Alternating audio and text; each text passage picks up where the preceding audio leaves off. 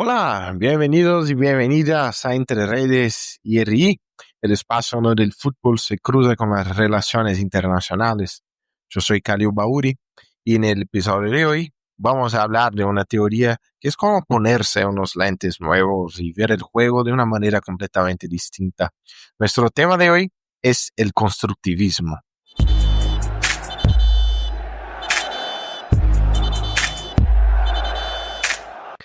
Probablemente ya escuchaste que el fútbol es pasión, identidad, emoción, pero ¿alguna vez pensaste que todo esto no es solo sentimiento, sino construcciones sociales que moldean incluso la manera en que los países se relacionan en el escenario internacional? Así es. Hoy vamos a hablar de cómo el constructivismo explica todo esto y, por supuesto, vamos a traer ejemplos del mundo del fútbol que muestran esta teoría en la práctica. Pero, ¿qué es el constructivismo? El constructivismo parte de la idea que el sistema internacional no está dado, sino que se construye socialmente a través de interacciones, prácticas discursivas y significados compartidos. A diferencia del realismo, que se enfoca en el poder y la seguridad, y del liberalismo, que pone el acento en la cooperación y la economía, el constructivismo se centra en las ideas.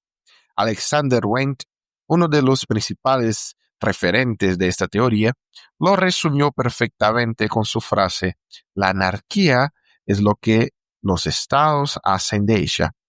Eso significa que las reglas del juego internacional no son inmutables, dependen de cómo los países interactúan entre sí. Otro punto clave es que para el constructivismo, la identidad y los intereses se construyen socialmente. Un país no hace amigo o enemigo de otro. Eso se va formando con el tiempo a través de las experiencias, la historia e incluso el discurso político. Bloco 3, cuadro de ejemplos. Ahora vamos a analizar algunos casos que muestran que el fútbol, al igual que las relaciones internacionales, no se trata solo de resultados, sino de significados. Ejemplo 1. Brasil y Argentina. No es solo una competencia por la victoria, es una rivalidad alimentada por décadas de enfrentamientos históricos, por la comparación entre estilos de juego, incluso por momentos políticos. El fútbol art frente a la garra argentina es mucho más que un cliché, es una narrativa que influye hasta en cómo los jugadores se preparan para esos partidos. Ejemplo 2. Barcelona y Athletic Bilbao. Más que clubes, representan identidades regionales, la catalana y la vasca, con fuerte peso político y cultural. Cada enfrentamiento entre ellos lleva significados que van mucho más allá del campo de juego. Ejemplo 3. Mundial de 2022 en Qatar. Fue mucho más que un evento deportivo. Hubo un intento de reposicionar la imagen del país en el escenario internacional, algo que conocemos como nation branding. El torneo también fue un ejercicio de soft power, pero con una fuerte carga constructiva. Qatar buscaba crear una nueva narrativa sobre sí mismo. Ejemplo 4. Los clásicos. Ejemplos emblemáticos como Flamengo y Fluminense, Boca Juniors, River Plate, Barcelona y Real Madrid. Esas rivalidades no se reducen a la técnica o al talento, cargan narrativas de identidad como pueblo versus élite, izquierda versus derecha o catalanes versus españoles. Bloco 4. Análisis críticos de la teoría. Cuando traemos a autores como Nicolas Onuf, quien acuñó el término constructivismo en su obra seminal El mundo hecho por nuestras ideas, reglas y la regla en la teoría social y las relaciones internacionales, o al ya mencionado Alexander Wendt, entendemos que el punto central es la realidad que se construye a través de las interacciones humanas. En el fútbol, esas interacciones están en todas las partes.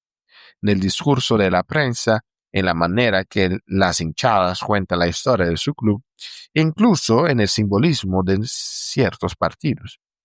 Es decir, el igual que en las relaciones internacionales.